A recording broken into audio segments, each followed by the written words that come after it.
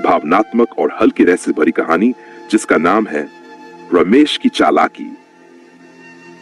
एक छोटे से गांव में रमेश नाम का एक व्यक्ति रहता था। बाहर से वह बहुत सीधा साधा और भला लगता, लेकिन अंदर से बेहद चालाक और स्वार्थी था।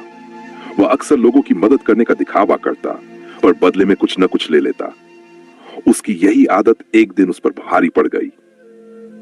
पहला भाग, गांव का भला आदमी। रमेश गांव में सबका भरोसेमंद आदमी माना जाता था। कोई बीमार हो तो रमेश मदद करता, किसी को पैसे चाहिए हो तो उधार दे देता, पर बहुत ऊंचे ब्याज पर।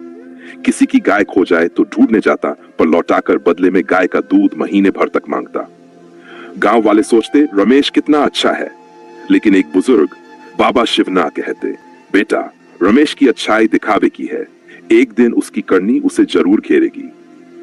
दूसरा भाग, चालाकी की हद। एक दिन गांव में सरकारी योजना आई, गरीबों को मुफ्त राशन। रमेश ने छत से कुछ फर्जी नामों की लिस्ट बना दी और खुद ही कई लोगों का राशन ले उड़ा। असली जरूरतमंदों को कुछ नहीं मिला। फिर एक बार गांव में बाढ़ आई तो लोगों ने अपने जेवर, पैसे और जरूरी सामान रमेश के घर सुरक्षित रखने को दिए। बाढ़ के बाद रमेश ने आधा सामान लौटाया, बाकी ये कहकर रख लिया बह गया होगा, लेकिन सच यह था कि वह सब उसने छुपा लिया था।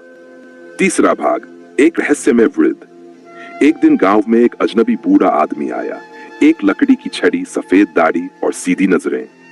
उसने कहा, मुझे काम की तलाश है, कुछ दिन आपके गांव में रुकना चाहता हूं।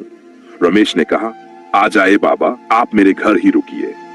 बूढ़ा बोला, पर एक शर्त है, मुझे रोज एक सच्ची कहानी सुननी है, जो झूठी होगी मैं पहचान जाऊंगा। रमेश ने सोचा, अजीब शौक है, ठीक है। हर रात रमेश एक कहानी सुनाता जिसमें वह खुद को महान बताता। बूढ़ा मुस्कुराकर कहता, अच्छा अच्छा, आगे सुनाओ। चौथा भाग, असली कहानी सामने सामने आती है। एक हफ्ते बाद बूढ़ा बोला, अब मेरी बारी है कहानी सुनाने की। ये एक आदमी की कहानी है जो दूसरों का माल लूटकर खुद को नेक बताता है, जो बाढ़ में भी बेईमानी करता है और गरीबों का राशन खा जाता है। रमेश चौंका, ये तो मेरी कहानी लग रही है। बूढ़े ने कहा, हाँ, और इसका अंत क्या होगा बताऊं? रमेश कांपने लगा, क्या क्या होगा? बूढ़ा धीरे से बोला, उसकी करनी उसका पीछा करेगी और एक दिन लोग उसका असली चेहरा जानेंगे, उसका नाम मिट्टी में मिल जाएगा। परिणाम और सीख, कुछ ही दिनों में गांव में एक जांच टीम आई। उन्हें उसी बुजुर्ग ने बुलाया था।